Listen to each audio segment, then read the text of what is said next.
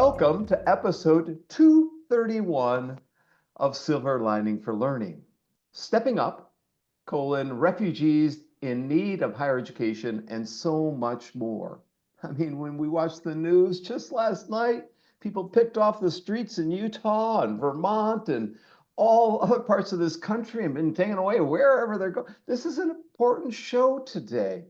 With climate change, political unrest, wars, famines, there are countless people experiencing forced migration today, as well as others impacted by the suspension of refugee programs. There's a dire need to step back and see the big picture for higher education, as well as step up.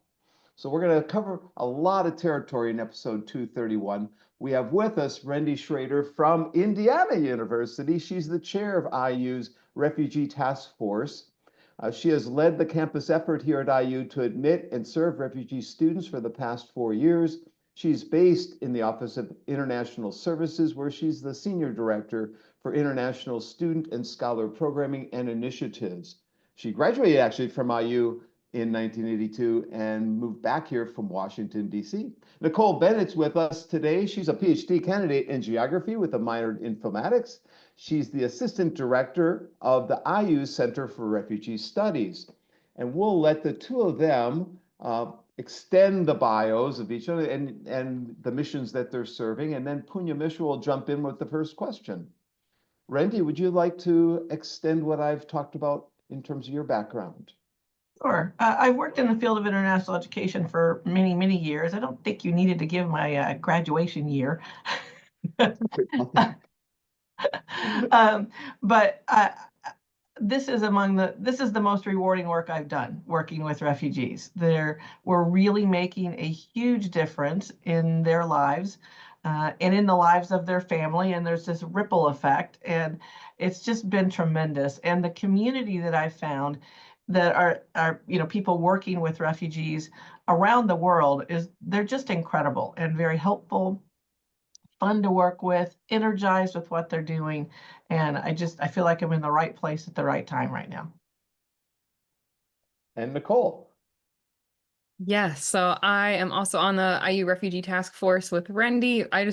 You'll hear me say this probably a few times during the show, but the work Rendy does is incredible, and I'm excited for you all to hear more about it. Personally, so I am a PhD candidate in geography, and I look at how digital technologies transform migration governance and humanitarian aid. So the way that data sharing agreements internationally and digital surveillance kind of reconfigures society, especially in cases of migration, and how data that are collected for one purpose are then repurposed for another, in 1 month, 5 years, 50 years. So yeah, that political economy of data is where my interest is. And with the Center for Refugee Studies, we bring in scholars from all over the world to come talk to us about the academic pieces of refugee studies, migration studies. So yeah, very excited to be here today. Thank you. And there was a third guest today who is a refugee from Afghanistan, who we decided was best not to have on the show, just as a little background information. Punya, you have a question. Sure, thank you. So a couple of things. Am I correct in remembering that the brother of the Dalai Lama lives in Bloomington or something like that? That the Dalai Lama visits over there once in a while because of that? Am I correct in remembering that? You're correct. Okay. 2 miles away from my house, in fact, there's a Buddhist Tibetan monastery that his brother did pass away, but his nephews are here running that. In his first class at IU that he taught, someone gave him a bunch of land here in Bloomington, his brother, and he taught religious studies here at IU for a long time. And someone gave us a huge tract of land, beautiful property. So they turned it into this monastery. And when you come visit us again, you've been here before, I'll take you over there, Punya. Okay, thank you. I just have this vague recollection from when I was a grad student at Urbana-Champaign that was a fact. But I think, Nicole, the other thing that you said about the digital surveillance and so on, I'm sure you saw this new report that came out of the New York Times, I think, just a couple of days ago, where they used Facebook data to track refugee movements. And that was a fascinating story about, again, I mean, at this time, data being used for, let's say, good in the sense of just getting a sense of the global patterns of movement of humans and sort of surprising patterns of, I don't even remember the details now, but that was very interesting. But I think, I mean, I'm sorry, I have to leave, hop off a little early today. So maybe, Rendy, you can talk a little bit about the kind of work that your office does, the critical work that you do, and particularly in times as such as we are now, how that has sort of played out in the work that you do. And then, Nicole, feel free to jump in and add your perspective and context to that. We started our task force in 2019, and we took an approach that we needed to have experts in the university, not experts in refugees. And so our committee is made up of people in the registrar's office and the dean of students and advising, and people that the students are going to need help from on a daily basis, and recruited people in those offices that are high enough up to make a difference, but also interested in refugee affairs. And so then we work with agencies for the most part, is how we got started to identify these refugees that are ready for education, and got a great start there. And now we're getting siblings of the refugees that are here. And we just see them through the admissions process. We have a nationally known credentials expert here that helps get their credentials together, makes them, able to prove that they're acceptable for university standards, because they have to meet the standards. We don't just admit them because they're a refugee. And then we put together a support network. So every service office on campus has a designated person that will work with refugees, so that the students don't have to tell their story the whole time. They're just a student, and they need some extra help sometimes, but in a respectful way. And I mean, that's essentially what we've been doing. And we have had to shift this year because refugees are stuck. They can't get out of their home countries at the moment, or they can't get here anyway. And so we've turned to refugees that are already in the state.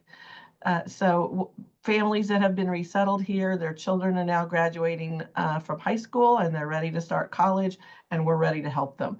And so it's been sort of a bit of a shift. Not that we weren't going there anyway, but it's been much more purposeful now. And I just sort of think, this is my way of fighting back. We're not going to give up. We're going to educate as many of these deserving young students as we can. Thank you. Nicole? Cool. Yeah. So the Center for Refugee Studies supplements the work that Rendy's team is doing in academic ways. So we bring in academics from across IU, and we connect them to make sure that the people who are doing migration research, which is quite a few actually, are able to connect with each other and share resources.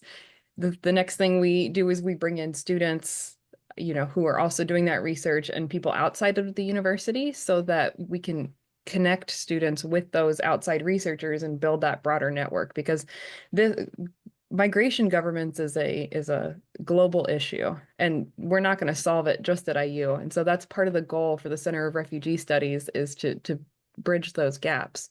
And I think something Rendy pointed to is really important as well as we continue this discussion. Sometimes when you hear people talk about refugees, they're seen as, they're portrayed as helpless or vulnerable or needy. And while people who are seeking refuge absolutely face real challenges, it's important to frame the discussion as, not just passive recipients of aid. Like Rendy said, their parents, their students, their workers, they're settling here in Indiana, all over the country. And so, talking about how we're working with refugees instead of for them is a really important framing. And Rendy and the IU Refugee Task Force do that framing very well. Thank you. Kurt, I think I'll pass it back to you.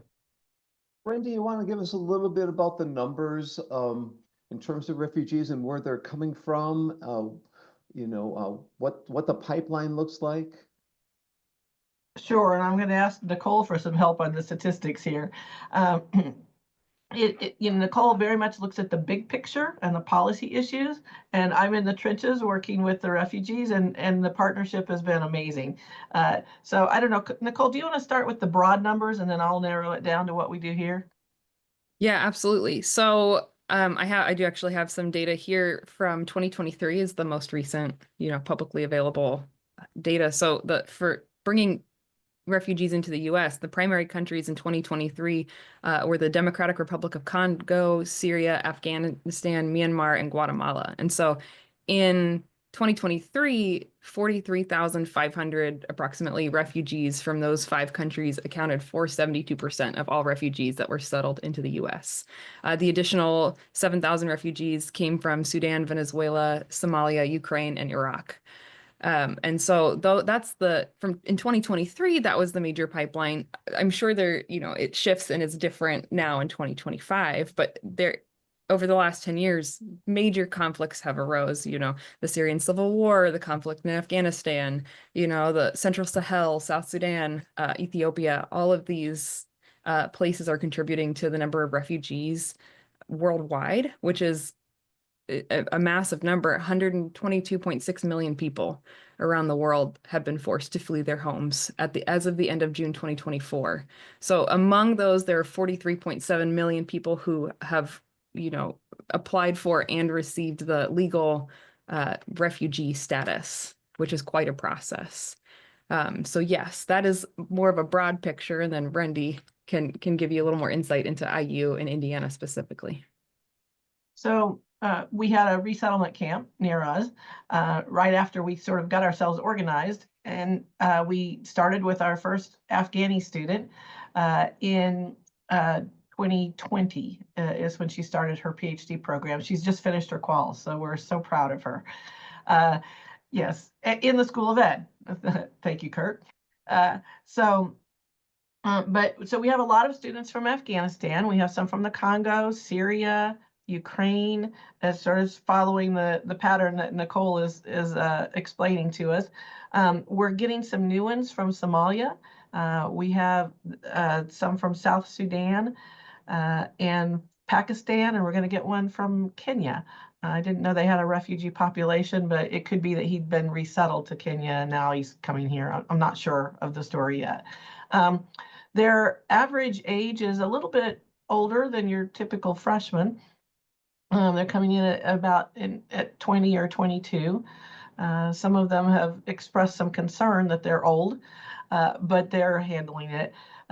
The personality of every refugee I've met is of extreme resilience and flexibility, and they will use those skills to be successful.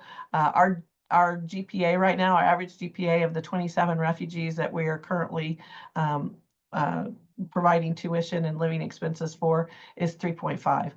And that's on top of working tremendous hours. So some of them are working full time to support their families while they're going to school full time during the day. And they go to school full time during the day so they could qualify for maximum Pell Grants. So it's just, all hands on deck. Every ounce of energy they have is going into getting this education. So when you said older, I was thinking you were going to say 30 to 35, 20 to 20 or 22. That's still pretty young. You had mentioned to me when we met a couple of months ago that the goal is to increase access to higher education. And in 2019, it was 1% of these refugees had access. And in 2024, it went up to 7%. And by 2030, they want to have like 15% or something like that. Is that correct? And are those goals from the United States, or those goals from UNESCO, United Nations? Who's creating those goals, and how are different countries maybe approaching that or helping? Sure. It's the United Nations Commission on Refugees. And this was a goal that was set at a huge conference in 2019, and it is worldwide. Other countries are addressing this by, similar to they're admitting students, but several of them are doing programs online. I would like to do an IU online program in one of the refugee camps. That's a sort of a long-term goal that I think would be cool. I'd like to educate them online for 2 years for their general education credits and then bring them here for their degree. But I've talked to a few folks that are more on the ground with refugees, and they said the power issue and the access to computers is would probably prevent that from being a huge success, which is frustrating to me. And I'm like, well, how can we help with that?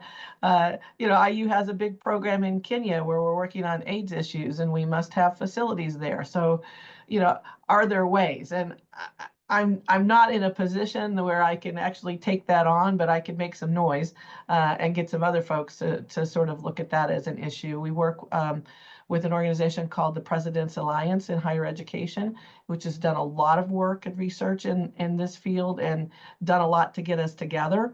And so I've put it in front of them to see if perhaps that's something that we could do. But many European countries are doing a lot more than the United States is in terms of educating the refugee population.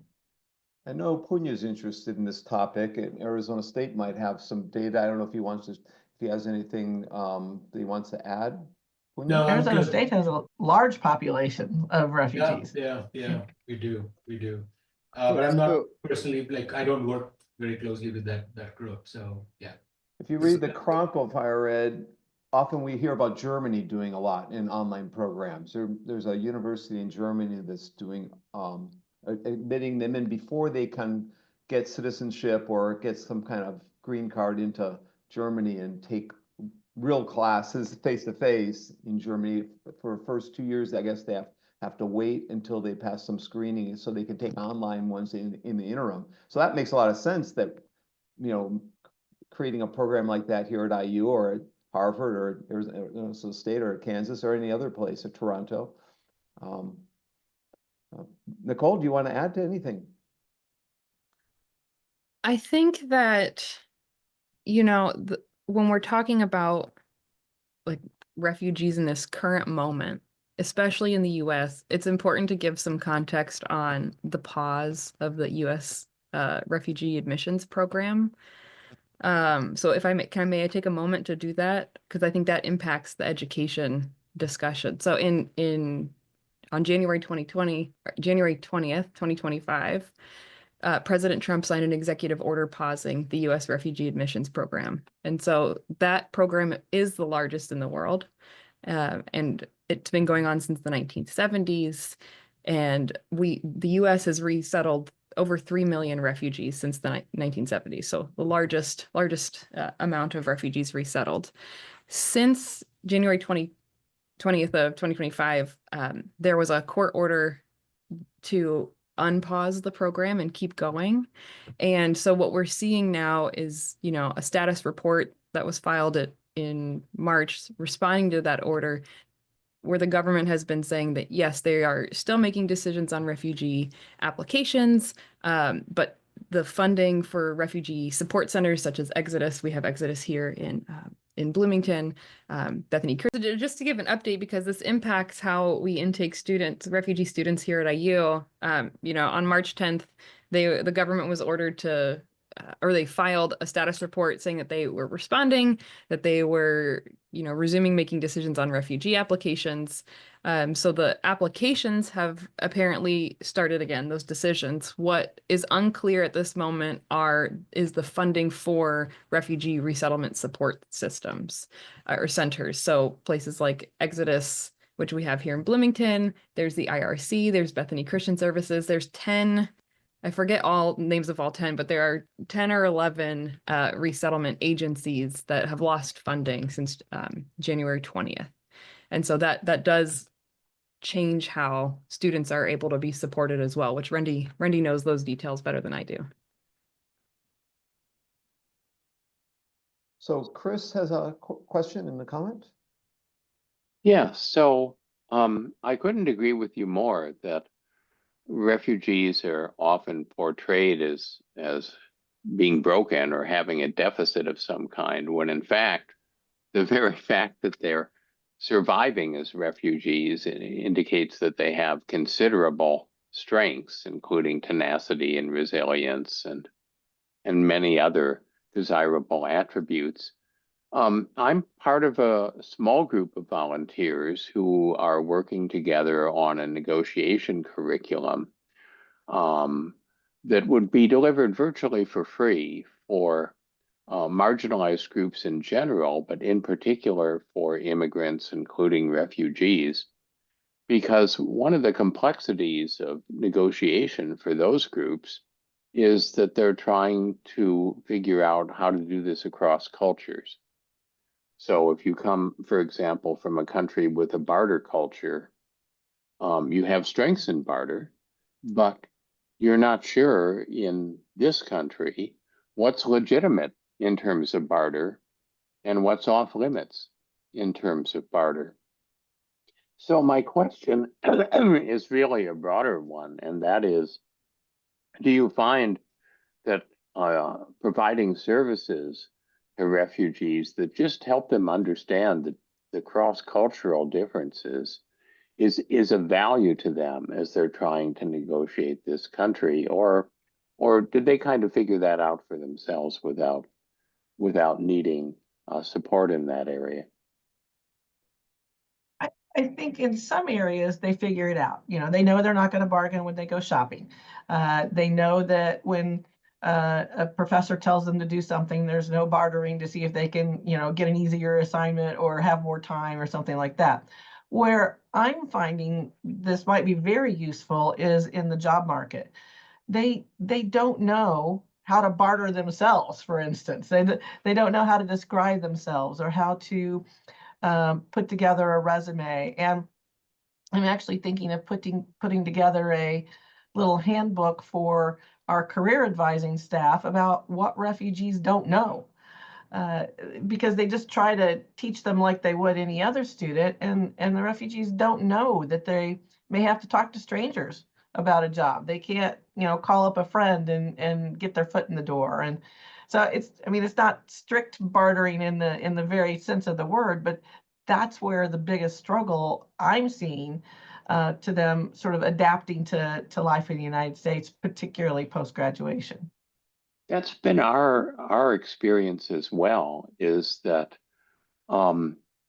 refugees and immigrants and people across cultures often are reluctant to sort of stand up for themselves and to describe their value, because they're worried about being seen as aggressive or abrasive.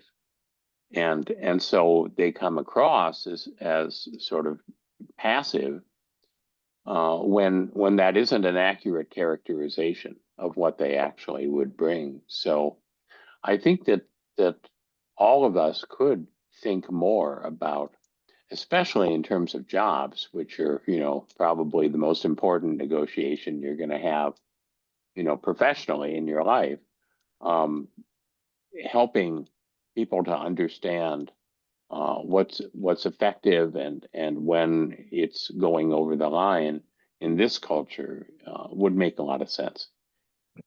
To add on top of it, I think that's exactly, Chris, back to your point of including people in the design, including refugees, including immigrants, including migrants in the design process is really important, because we may have observations as administrators of what people don't know, but really involving people in the design process allows, that autonomy, that chance for autonomy to say, oh, but actually I didn't tell you about this, but this is what I would want to tell someone else, and can open up some more of those avenues. And from an academic perspective, when I review humanitarian projects that have failed, a lot of the times, one of the common things is that they didn't involve a refugee in the design process or in the review process, or they didn't set up a maintenance structure for, XYZ project.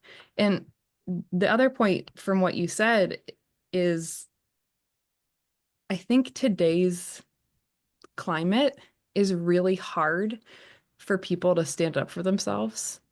As Kurt mentioned at the beginning of this podcast, we were going to have a refugee on here with us, and it's hard now for refugees, for people who are not U.S. citizens, to talk about some of these discussions for fear of retribution. And so that is, this conversation would be greatly enhanced by having them on this podcast. And unfortunately, because of the state of the world that we're in, we're not able to do that for the safety and protection of the very people that we are working with. Yeah, I Well, agree and- with you completely that including people who are being served is just vital. We start by finding the kinds of community associations that are created by refugees and then composed of refugees, and basically we come in and say, are there negotiation situations where you feel that they're difficult? Why do you feel they're difficult? Are there ways that we can help you? So we're not making any assumptions that we know what the answer is. I think the other factor to take into account here is that I found that in general, refugees are slow to trust. And you can imagine why. I mean, things have been pulled out from under them forever and they've been shuttled around, and they don't know who to trust, particularly in a different culture. And so it takes some time to get to know them and be able to establish trust in small increments until it builds up to the point that they can not only trust you, but begin to read how to trust other people. And then when the government does things like, we're looking at your social media, you go backwards in that trust scale a little bit. So how do we help support them in that and give them the confidence to know where they can act with confidence, right? So thanks, Kurt, for organizing this, and Randy and Nicole, thanks for being here, because I mean, this is a topic of great interest to me. Well, for many reasons, which I won't explain. So what I'm going to ask you, Randy, is going to rely on perhaps Nicole, your research, and Randy, your years of experience. So I'm really asking about, given right now, globally speaking, and Nicole has highlighted some of the current state, where we are. Globally speaking, there seems to be a rise in anti-immigration in many developed countries, and the idea of foreigners coming to our places, seems to be not as as welcomed as, let's say, 20 years ago. So I was just wondering, and Randy and Nicole, given all your experiences, um, how does this kind of anti-immigration affect not only funding but general acceptance of the people? So because given your your refugee task force at IU, which I'm very happy you have one like that. Not every university has one like that. And so what is the, when you do your work in your community, and again, IU, Indiana is, it's kind of, I think it's a red state in many ways, and so how are you traveling through these things? I'm sure the cut of USAID and a lot of those things have affected the funding. So how's your work going right now? I'm going to give you the lead on this one, Nicole. Sure. So the answer is it impacts pretty much everything. But more specifically, the work that the center is doing, I think part of our mission is to bring people together to talk about the academic sides of things. Something that we are moving toward next year is bringing in scholars for longer periods of time to try to not combat misinformation, but to be able to put out facts and clear up any misconceptions people might have. So in the news, you'll hear people talk about refugees, and you'll hear people talk about people who are migrating and conflating the two. And refugees are a very specific legal category, and that changes how people come into the US. And so, like you were saying, with the current climate and how people feel about refugees and people coming into the nation, I think part of it's important to talk about the very long process that refugees go through to get here, and I'm happy to do that if time allows. Yeah, actually do that. Well, just explain to us because I don't think many people know what that process is like. For sure. So the broad overview, the legal term refugee comes out of the 1951 Refugee Convention, which was post World War II and really applied to refugees from Europe and whose circumstances arose before January 1st, 1951. So it was like very geographically and temporally limited. So then in 1967, the UN met again for the protocol relating to the status of refugees, and it removed those geographical and temporal restrictions. And so you are defined as you can seek that legal status if you have a fear of persecution due to your race, your religion, your nationality, membership in a particular social group, or political opinion. So it's only 5 things. Notice climate change is not on there, which is a whole debate for another time. But so once someone applies for this and gets this status, then they look to resettle in a different country. And so refugees are not able to choose the countries that they want to live in. UNHCR, which is the UN Refugee Agency, identifies refugees and meets with other countries like Norway, the US, to see, here's our refugees that we have that are ready to resettle. Are you able to take them on given these circumstances? And so then once a refugee is recommended to the US, they have to go through, it's a 12 to 24 month process once they're recommended. This is what they have to go through. They are screened by 8 federal agencies, including the State Department, the Department of Homeland Security, and the FBI. Then they go through 6 security database checks, which also include biometric security, and they're screened against US federal databases. Then there's a very intensive medical screening. And then on top of that, there are 3 in-person interviews with Department of Homeland Security officers. So when we're talking about refugees, we're talking about a very specific set of people who have gone through a lot of administrative processes to get here in the first place. And that medical exam has to be done within a year of travel. And if it expires, then they have to start over again with some of these checks. It's just incredible. What we've been trying to do when we frame this for funders is talk about the success of refugees. They are tremendously popular with professors because they are so engaged and so grateful for the education that they get. I had one refugee when he was talking to me about, well, what if I need help with my career, or what if I get sick, or what if I need extra tutoring or something? And so I was telling him about the services that the university provides, and he said, this place is better than Disneyland. And so they're grateful and they participate. I had another student say, I don't understand why I get a point for showing up and why I get 2 points if I raise my hand. He said, how could I not? He said, I have to take advantage of everything that is being provided to me here. And the professors are saying, give me more. These are great participants, great students to have, and they provide perspectives that I don't get from other students.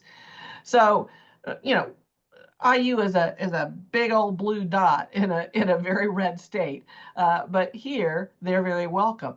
When we're talking beyond Bloomington, we talk about the economic benefits that refugees provide and frame it that way. 96% of them are employed and they pay taxes. Their total spending power nationwide is $1.1 billion. They pay $121 million in state and local taxes and $230 million in federal taxes. They're contributors to the economy. And so when you frame it that way and talk about, the Rust Belt, Kentucky, the state of Kentucky, for instance, has allocated over, I think it's around $3 million now for the education of refugees because they want them to stay in the state because their population is leaving the state. And so they need qualified people. I think I can solve the unemployment problem by letting more refugees in the country. So, as always, when you're talking to funders, you've got to figure out what the hook is. And I think these monetary contributions are, and the fact that they're able and willing workers are a good hook for most. Well, thank you. That's very helpful, Nicole and Randy. That's a good education for me. Thank you. It was great data.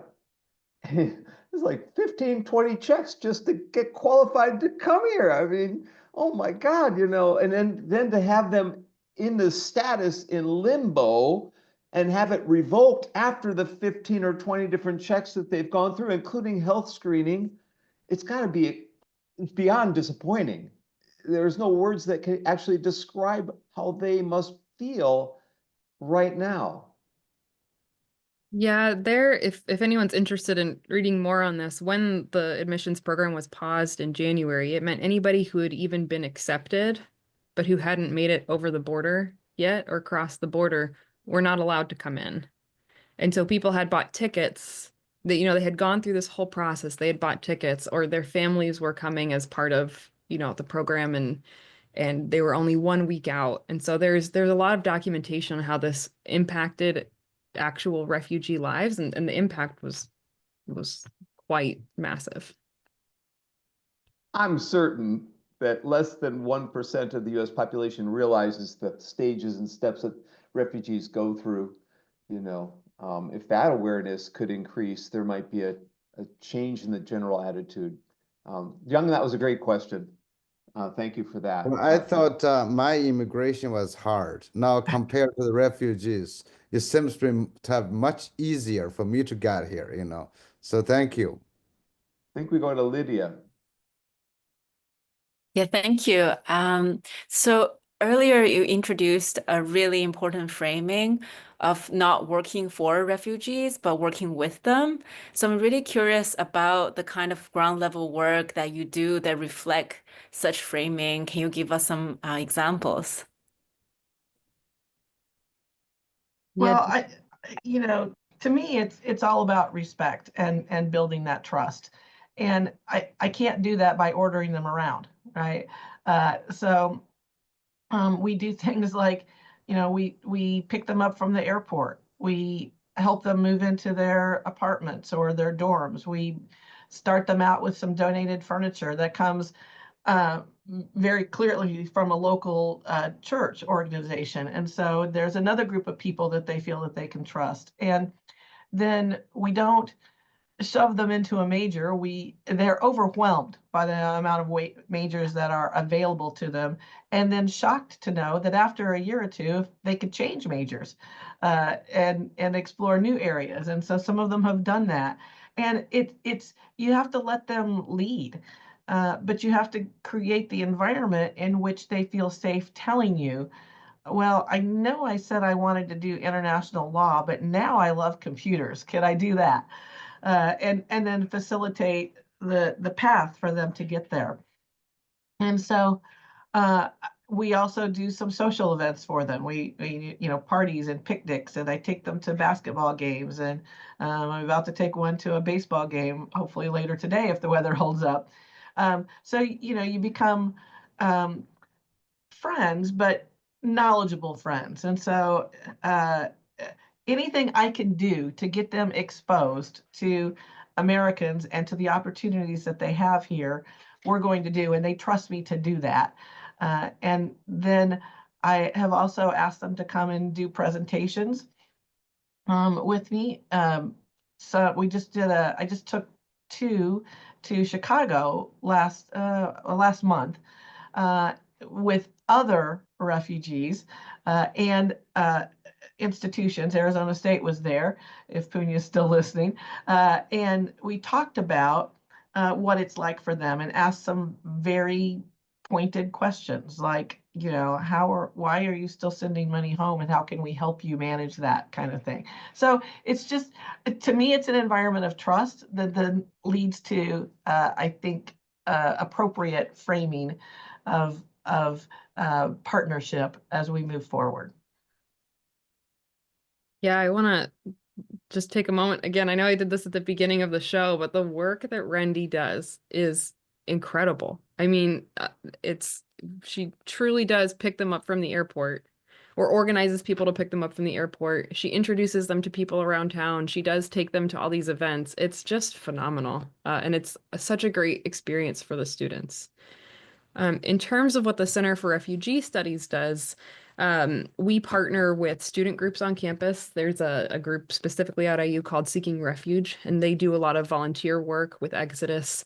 They invite people in the community who are refugees or who are seeking asylum to come onto campus, or they go to them in community centers and work with them. So we partner with them and fund some of their endeavors. We also offer an internship at our center. Our center is very small currently, and we're growing each year.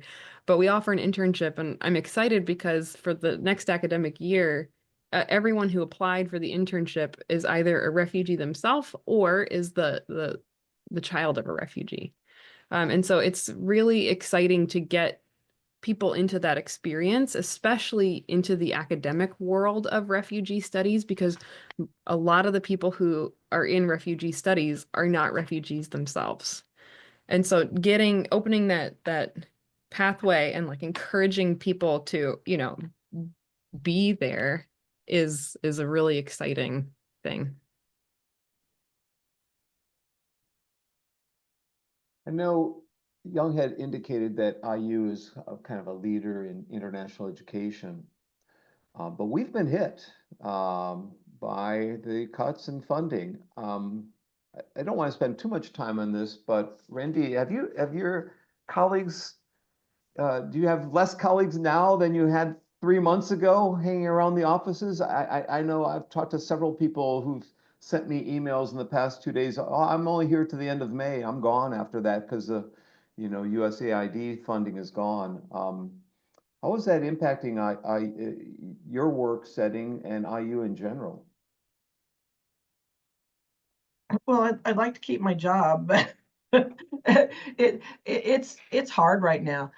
There are too many restrictions on what we're able to do because people are scared and they don't know what to do. They don't know if they're going to lose their funding. But I think right now, the people that I'm working with in terms of serving refugees are more in the mood to fight than they are to just roll over. And so we're looking at other ways we can get money. I just found a new donor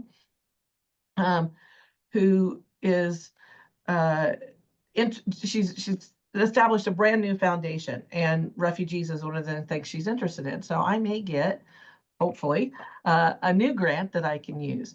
I've worked with a local donor for many years on other projects, and when her husband passed away, we talked about where she would like to set up a memorial fund in his name, and she did it for displaced students.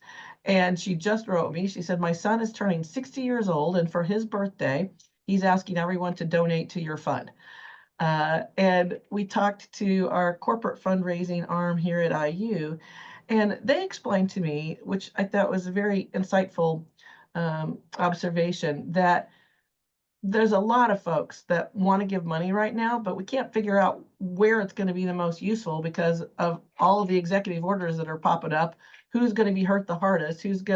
Which executive order is going to stick? And then we'll decide where we can make a difference. And so we need to be patient and think it through. So I'm proud of my colleagues. Nicole's not stopping. You're not stopping. We're going to keep moving this forward in the best way we can. But I do think that it's going to take a little bit more patience as things sort through and we figure out the best way to channel our support. Young has a question. So again, I really have two questions. I think one is for Nicole and Rendy. Is really about again the status of refugees. Can they become citizens? Can they get citizenship after a while? The second question, I think, for both of you is the same. Is what's the general funding distribution before January 20th, 2025? Okay, so in refugee education, how much is federal, how much is private donations, how much institutions to support? I think right now we cannot avoid talking about numbers because those I think might be helpful to our audience. So the first question is, Randy, refugees, do they return? Do they go back if they, again, because we have very little understanding of this. Okay, so we work with refugees. We also work with F1 students. If we need to get them out of a country where it's dangerous for them, we can bring them in on an F1 and they have to follow all the F1 regulations. We have a couple that were brought in on humanitarian parole. And we have some that have filed for asylum. And so we have all these different categories with all different paths that they have to follow. When someone is brought in the country as in a status where maybe it's F1, they have up to a year to file for asylum. And then they become, pending asylees forever right now. If they come in as a refugee, within a year, they can file for permanent residency. And generally it should go through, but right now, both of those operations have been paused by the federal government. And so we don't know. All we know is that we're going to hit the filing deadlines and then wait. I have 2 refugees that have been pending asylee for 5 years now. We don't know what's going to happen. They get work permission, so they can survive. They can continue with their careers, but they're not getting the paper documentation that they need. And I'm going to let Nicole add to that, and then I can come back and answer your funding question. No, I mean, Rendy, I think you explained it perfectly. Okay. It's so frustrating. I mean, Yeah. they're just in this ridiculous waiting pattern. And mind you, most of these are students who have already gone through all the screening that Nicole mentioned earlier, and they haven't done anything wrong since they've been here, but they're on hold.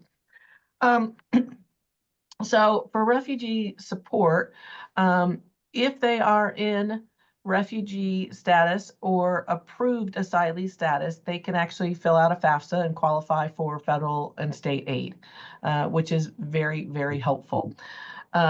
Some of them get money from departments. We got one student paid for completely by the provost. I have outside funders. We have agencies that we work with. We work with Welcome Corps, which is defunct at the moment. Hopefully will come back, which was a citizen sponsorship program. And we get a grant through that. I have 8 refugees coming in the fall through Welcome Corps, and their supporting grant is providing $47,000 of support for 2 years for them. The students themselves work. We get some external support from some of the funders that I talked about. And from graduate students, the departments have been really, really good in helping us. We've got some full scholarships, we've got some 50% scholarships at least for a master's program. So, I don't like fundraising. I've never wanted to be a fundraiser, but desperation has led me to be a pretty effective fundraiser. You figure out where the weak spots are and you hit them, and you hit them, and then you hit them, and you hit them until they give up and give you some funding to help the students. And by sharing the student's story and the successes and the contributions that they make to the country upon graduation, it's been fairly effective. Thank you. That's amazing, Randy. I'm sure you're a very effective fundraiser, given what your strategies. So what did the federal government provide money to support refugee education? Not education. They provide money to help with resettlement, but not, other than through things like Pell Grants. Okay. But there's no pot of money that I've found yet. If you find one, let me know. Coming from the federal government to then pay for student education. And a final question is that I was just wondering, in this country, in the U.S., which state has the largest number of refugees?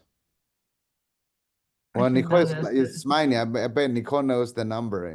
I think Actually, I was just smiling because that's one statistic. I mean, there's lots of statistics I don't know, but that is one that I don't know. But I was thinking of Minnesota, Minnesota, maybe. Okay, let's not guess. This is a serious show. There's no guessing allowed. Okay, it's has to be truth.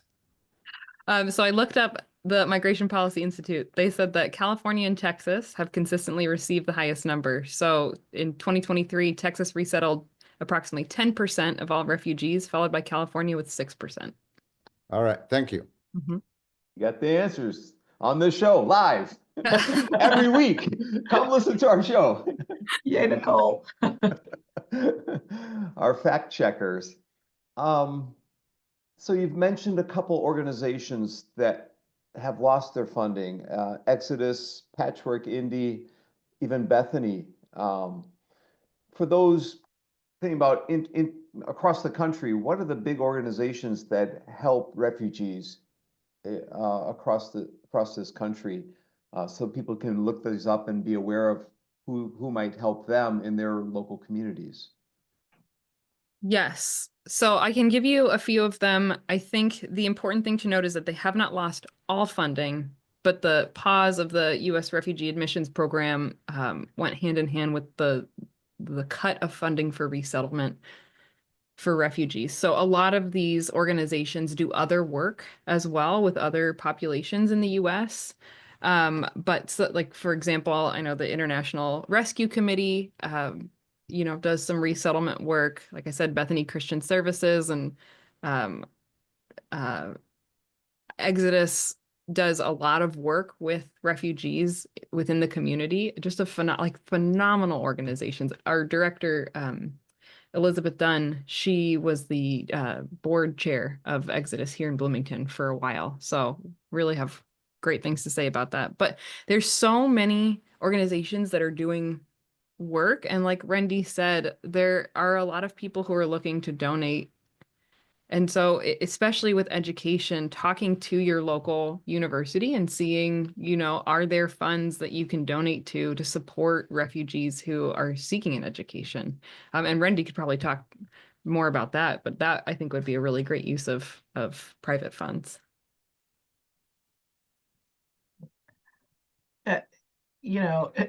It no one that I have reached out to from the community in terms of like community donations and things like that has said no. And I go to departments on campus and say, can you help this student who's really struggling with M118? Surprise. And they're like, yeah. Or I'll say, can you, would Career Services, would you consider doing a special session just for refugee students? Yes, how can I help? How would you like me to do that? So I think the community support, at least here, and I like my little bubble, is just very solid. And I just, like I said, I couldn't be prouder of being amongst my colleagues that I have in Bloomington and at IU. And I can only hope that those of you that are in other cities are able to find that group, that niche as well. So we're coming low on time, as always happens. We have a lot of questions for people that are left, but I have a couple of things unless Lydia or Chris want to jump in here with something. So what's on your wish list?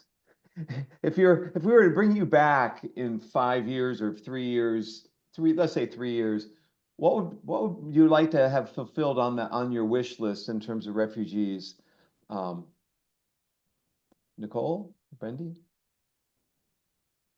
I mean, big picture wish list. I would like for there to be, no displaced persons. Like if we're talking, pie in the sky, that would be, but realistically, I think what I want people to do is take a second and breathe and do some research on, what's going on in the world and who people are, and realize that a lot of the times we speak in others. And so this other person or this other community or this other group, and that can be scary. And I think that creates some of that fear that we're seeing in today's world. And really what I would like, if we came back here in 5 years, would for everybody to realize that we're not that different. And it's okay to welcome people into our communities, because that just makes it a richer community overall, not just economically, but culturally and through music and art and education. So yeah, that would be my big picture, my big picture wish list. I want the national rhetoric to have changed, along those lines. I want people to appreciate refugees, be sympathetic to the plight that they found themselves in through no fault of their own in most cases, to be able to come into the States and, okay, maybe go ahead and put them through the background checks if you need to, but let them in. I want our graduates to have formed an alumni group where they're helping people adjust. Refugees don't move much. Once they get resettled, I mean, I expect most of our refugees to stay in the state of Indiana and be contributing, and I want them to be recognized for that, and I want them to be in a position where they can then help new refugees come in. My enrollment goal is fairly modest. I'd like to have 40 refugees enrolled on campus at any one time, and I'd like them to be funded. Thank you very much. So I want refugees to be treated as an asset and not a burden. Any final comments from my colleagues here? It's again been a wonderful, Lydia, go ahead. Oh, I just want to thank you for the amazing work you do. And I can really sense from our conversation, you're really creating a community and family for these students who are facing these challenges. And just, we're very grateful. Thank you. For those of you who want more, we've got more. We've got more in 2 weeks. Next week, we're taking a week off for the American Education Research Association meeting in Denver, Colorado, where at least Chris and I will be there. I don't know about Lydia and Young. And the following week after that, we've got someone who Rendy knows very well. We've got Sefer Hamra. He founded the Generation of Change website with a single purpose to empower Afghan girls through online education. The curriculum of Generation of Change includes English learning courses, friendship writing courses, art gallery initiatives for creativity and expression. Rendy, do you have a 15-second comment to add on his work? He is so young to have done so much of what he's doing, and he's really making a difference. You probably will hear from him that many of his students are now ready for college, and he would like me to admit them. So 2 weeks from now, come join us. It's going to be a noon session, episode 232. Thank you all.